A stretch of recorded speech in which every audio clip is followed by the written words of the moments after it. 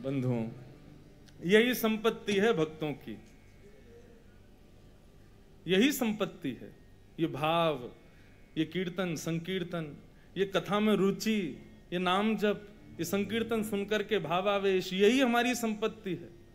विपदो नैव विपदः संपदो नैव संपद, विपद विस्मरणम विष्णो संपद नारायण स्मृति। सच बता रहे हैं। सांसारिक लोग क्यों रोते हैं? क्योंकि जीवन की विपत्ति उनको विपत्ति लगती है, जीवन में आए संकट उनको संकट जैसे लगते हैं। लेकिन वैष्णव कब रोता है? आज मैं अपने ठाकुर जी की वैसी सेवा नहीं कर पाया जैसी मैंने कल की थी। आज हम उतना नाम नहीं जप पा रहे जितना पहले जपते थे। पहले कथा में मुझे बहुत रुचि आती थी, अब आलस आ जाता, इसलिए रोते हैं वैष्णव। उनको यही विपत्ति लगती है कि कहीं अब कई लोग रोते हैं कि हम पहले वृंदावन हर महीने जाते थे, अब 6 महीना हो गए गए ही नहीं। उनको ये विपत्ति लगती है, और वास्तव में यही विपत्ति है।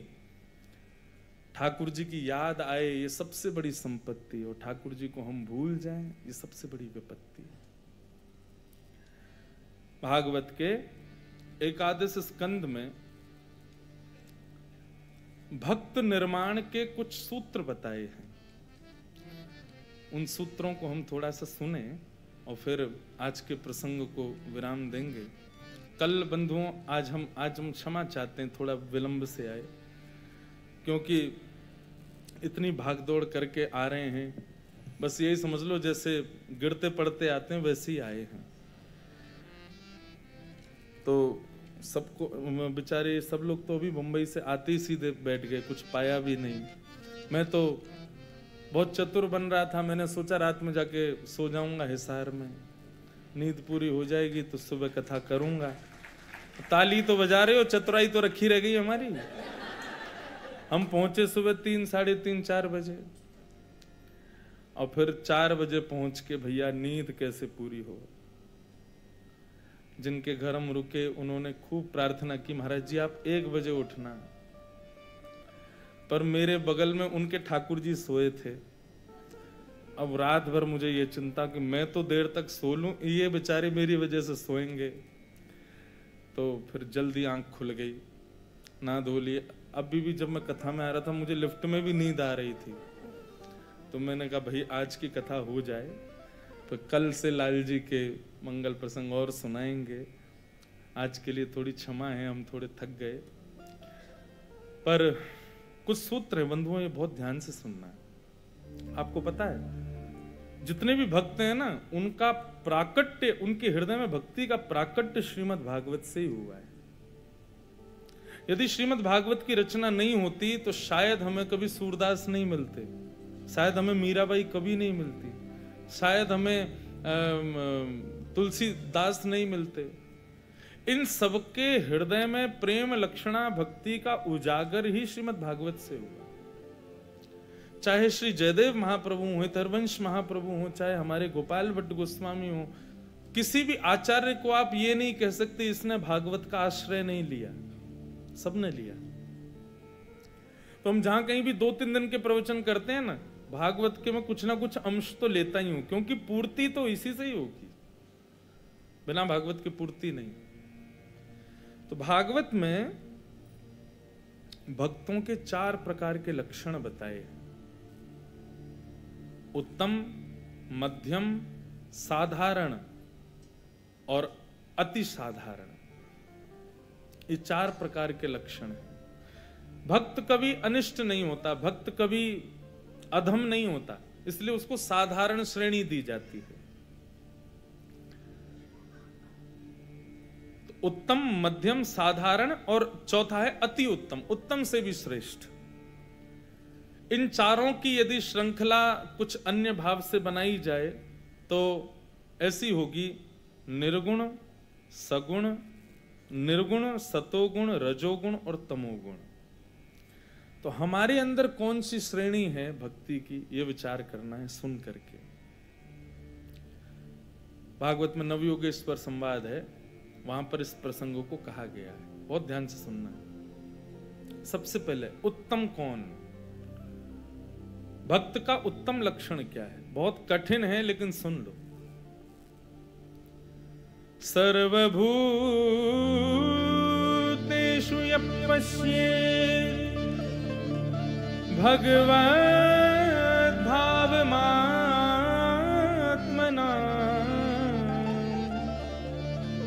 भूतानि भगवत्यात्मन् एष भागवतोत्तमः।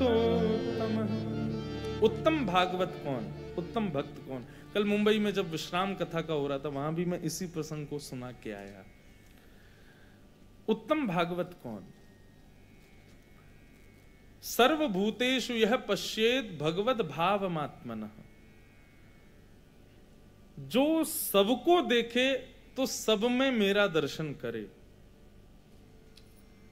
किसी को भी मिले तो उसमें मेरा ही भाव रखे कि इसमें ठाकुर जी विद्यमान होंगे, और जब मेरा दर्शन करे तब सारी सुध खो बैठे कि मेरे साथ कौन है, सब यही हैं। उत्तम भागवत का लक्षण क्या है? जो सब में मुझको देखे और जब मेरा दर्शन करे तो सबको मुझ में देखे। मतलब जब तक आप राधारमण जी के सन्मुख नहीं हो तब तक जिससे भी मिलो, जैसे मैंने मीराबाई का एक गुण बताया ना, वो किसी को भी देखती हूँ उसमें गुण देख के बोलती तुम पे कितनी कृपा ठाकुर जी की, बताओ तुम्हारे केश घुंघराले हैं, ठाकुर जी जैसे केश हैं, तुम्हारा वर्ण श्याम, ठाकुर जी जैसा वर्ण है। कोई टेढ़ी मेढ़ी लचक के चाल चलता, वो वाह तुम्हारी चाल कितनी अटपटी है, दुनिया हंस रही है लेकिन मुझे लग रहा है श्याम सुंदर जैसी चाल है। सब में गुण देखती हैं। ठीक वैसे ही उत्तम भागवत कौन? जो सब में गुण देख करके भगवत भाव रखे। बंधु, हमारा एक स्वभाव होता है, हम दुर्गुण बहुत जल्दी देखते हैं सामने वाले में, कोई भी मिल जाए उसमें दुर्गुण ही देखते हैं। ये दुर्गुण देखने की जो हमारी प्रवृत्ति है ना, ये होनी तो चाहिए, लेकिन अपने अंदर होनी चाहिए, दूसरों में नहीं देखो, खुद में देखो। रोज दर्पण देखते हैं ना, हम नहा धो करके शीशा देखते हैं, और जितना चेहरा हमारा जहां जहां से खराब होता है उतना उसको सुधारते हैं। बाल यदि सिर पे आ रहे हैं काटते हैं, आंखें यदि काली काली हो गई तो क्रीम पाउडर लगा के उसको ठीक करते हैं। जो जहां हमको अभाव अपने मुख पे दिखता है उसको सुंदर बना के तब हम बाहर आते हैं। ठीक वैसे ही बंधुओं, सत्संग चर्चा आदि ये सब भी आईना है। यहां पर स्वयं के अवगुणों को खोजो और उनको सुधारने का प्रयास करो। तो भागवत भक्त का उत्तम लक्षण क्या? सब में मेरा दर्शन करे, सब में मुझको देखे। रसखान, उनका एक स्वभाव था, सुंदरता जहां देखी नहीं कि रसखान मोहित हो गए। ऐसा ही एक स्वभाव एक भक्त और थे, शायद आपने नाम सुना हो उनका, विल्वमंगल। क्या नाम था? विल्वमंगल। इनका भी यही स्वरूप था। ये भी जहां भी सुंदरता देखते थे, चाहे पुरुष में हो, चाहे स्त्री में हो, चाहे बालक में हो, कि कोई भी सुंदर रूप वाला दिख जाए तो बस उसको देख के निहाल हो जाते थे। यही गुण रसखान का। एक छोटे से हिंदू बालक के ऊपर मोहित हो गए, उसके रूप पर ही आसक्त हो गए। तब उनको एक गोवर्धन के आचार्य ने कहा कि भाई तुम इस बालक को इतना क्यों लाड करते हो, इसके पीछे इतने आसक्त क्यों रहते हो? बोले इसका रूप देखो, इसको खुदा ने कितने तराश करके बनाया, इसका रूप देखो, इसका लावण्य देखो, कितना मुझे नहीं लगता इससे सुंदर कोई बालक होगा। तो जो गोस्वामी जी थे उन्होंने अपने सेवित गोपाल जी का चित्र था, बोले इससे सुंदर एक बालक दिखाऊं? बोले दिखाओ। जैसे गोपाल जी दिखाए, बोले देखो ये बालक, हाथ में माखन लिए, घुटरुन चलत रेणु तन मंडित गो रोचन तिलक किए। ठाकुर जी का जब वो स्वरूप देखा रसखान ने, बोले ये बालक कहाँ है? बोले ये बालक नंद यशोदा को लाला है, वृंदावन में रहवे, टेढ़ी सी चाल चले, आनंद करतो भयो रे, और वहीं रहवे, सांवरो सो है लेकिन जाकू एक बार देख ले, वाकू अपनो ही कर ले। रसखान सुनते जा रहे हैं, उस चित्र को देखते जा रहे हैं, और उनसे कहे इस चित्र को मैं रख लूं अपने पास? बोले नहीं, चित्र तो आपको नहीं मिलेगा। बोले चित्र नहीं मिलेगा तो ये जो इसमें चित्र में बालक, इससे मुझे मिलवाओ। आचार्य ने सहज में ही बोल दिया, बोले ये बालक तो वृंदावन में रहता, वहीं जाके ढूंढ लो। बस रसखान निकल पड़े और सदा के लिए फिर वृंदावन के ही हो गए। इस बात से हमने क्या सीखा? किसी के रूप पर लट्टू हो जाना, किसी के रूप पर आसक्त हो जाना, ये व्यक्ति का गुण है कि अवगुण है? अवगुण है। किसी के भी रूप को देख करके आप उसको घूर करके देखने लगो तो सामने वाला खुद थोड़ा असहज हो जाएगा, ये ऐसे क्यों देख रहा है? तो ये गुण नहीं, अवगुण है। लेकिन बंधुओं, सारे अवगुण गुण बन जाते हैं जब वो राधा रमण जी के लिए हो जाए, है कि नहीं? क्रोध अवगुण है, लेकिन लाल जी पे करके देखो, गुण बन जाएगा। मोह अवगुण है, लेकिन ठाकुर जी की भक्ति में करके देखो, गुण बन जाएगा। लोभ अवगुण है, ठाकुर जी से करके देखो, गुण हो जाएगा। व्यक्ति को अपने अवगुणों की लिस्ट बनानी है, मेरे अंदर कितने अवगुण हैं, और फिर क्या करना है? बोले उन अवगुणों को खत्म नहीं करना है, बस वो अवगुण जो संसार में होकर के अवगुण बन गए हैं उनको ठाकुर जी में प्रस्तुत कर दो, बस वही भक्ति बन जाएंगे। वो सारे अवगुण ही गुण बनते चले जाएंगे। विल्लु मंगल जी जिनकी मैं चर्चा कर रहा था, उनका स्वरूप कैसा था? वो किसी भी सुंदरता को देखते थे तो बस लोभित हो गए। एक बार एक सुंदर कन्या जल भर रही थी तो विल्लु मंगल जी उसके रूप को देखने लगे, ऐसे थोड़ी पे हाथ धर के देखने लगे, और वो तो यूं के ये बाबा कैसे देख रहा है। थोड़ी देर बेचारी भरती रही, जल भर के जाने लगी तो विल्लु मंगल जी उसके पीछे पीछे चल दिए। घर पहुंच गए उसने घर जाके अपने पति को बताया, बोले ये बाबा जी मेरे वहां से पीछे लगा है, ऐसे देख रहा है, मुझे तो बड़ा विचित्र लग रहा है। पति थोड़ा सत्संगी था, पति ने आकर के जब विल्लु मंगल जी को देखा, रूप देखा, उनका वेशभूषा देखी तो वैष्णव थे। बोले अगर ये सच्चा वैष्णव होगा तो ठाकुर जी इसको संभालेंगे, और केवल दुनिया को लुभाने के लिए वैष्णव बना होगा तो इसका पतन हो जाएगा। इसको बुलाओ घर में बुलाया, स्वागत सत्कार जैसे संतों का होता है किया।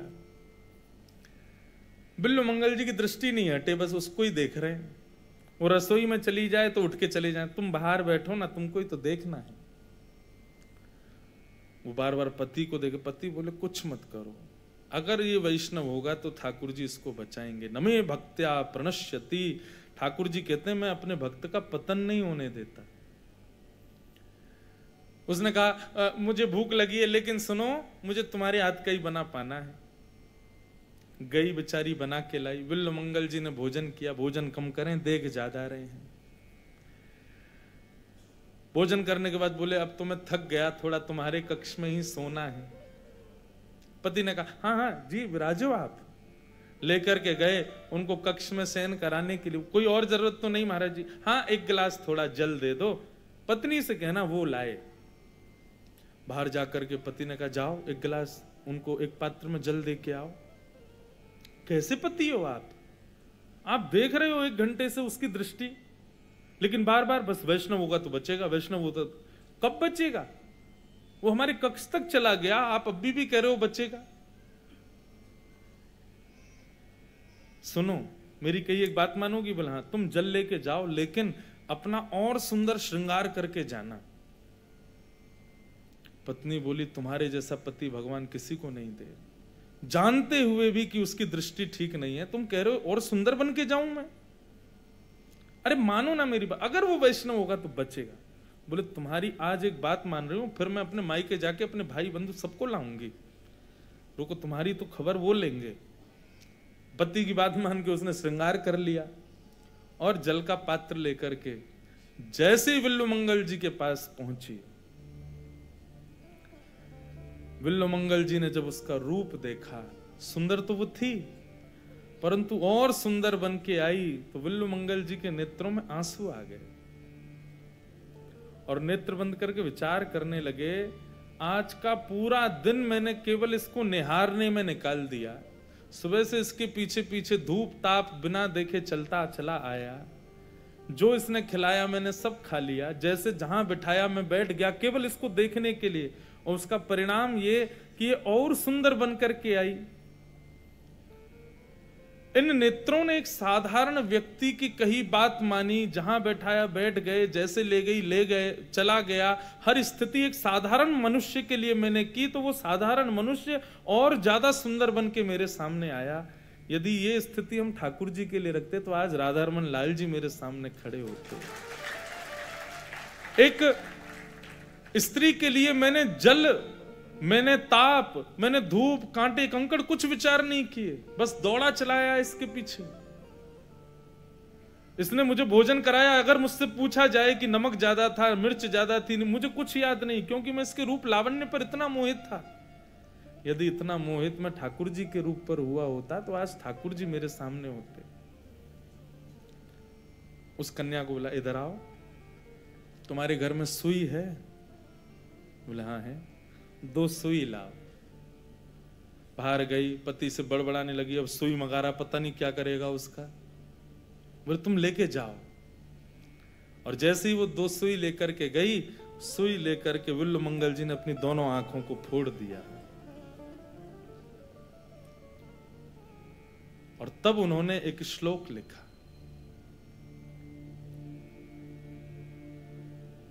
मैं अपनी कथा के मंगलाचरण में उस श्लोक को गाया करता हूं। विल्ल मंगल जी का श्लोक है।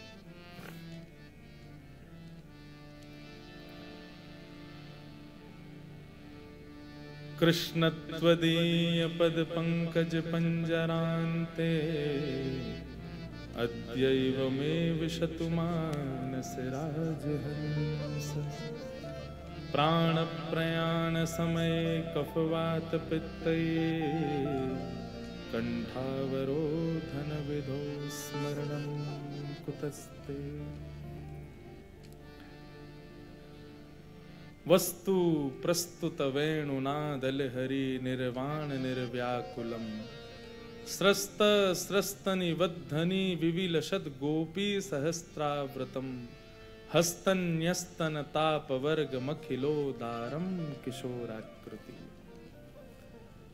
और ये कह दिया कि जिन नेत्रों से श्याम सुंदर के प्रति रति ना हुई हो, उन नेत्रों का क्या काम।